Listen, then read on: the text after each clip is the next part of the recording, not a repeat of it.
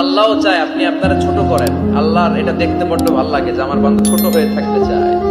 মান তাওয়াদা তারাফা, যে নিচে নামতেছে আল্লাহ টাইনা উঠায়, আর যে উঠতেছে আল্লাহ থাপ্পড় মেরে নিচে নামায়। কথা কন। মুসা আলাইহিস সালাম, সহিহ বুখারীর বর্ণনা, বনি ইসরাইলের লোকদের মাঝে ওয়াজ করতেছিলেন, এরকম নসিহত করছিলেন। তো একজন দাঁড়িয়ে বলল, ইয়া নবী আল্লাহ মুসা, মান আ'লামুন নাস ফিল আরদ। হে মুসা নবী, জানতে বড় মনে চায় বর্তমান পৃথিবীর সবচেয়ে বড় জ্ঞানী কে? মুসা আলাইহিস সালাম কয় আমি। মুসা আলাইহিস সালাম কি বললেন? আনা। আসলে কথাটা ঠিক।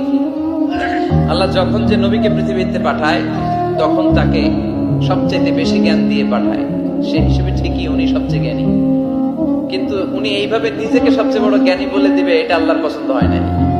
আল্লাহ চেয়েছিলেন মুসা আলাইহিস সালাম যেন বলে আল্লাহু আ'লাম, আল্লাহই জ্ঞানী। সুবহানাল্লাহ কইবেন না? কিন্তু তা না করে উনি কি করলেন? যখন বললো সবচেয়ে বড় জ্ঞানী কে, উনি হুট করে কি বলে ফেললেন?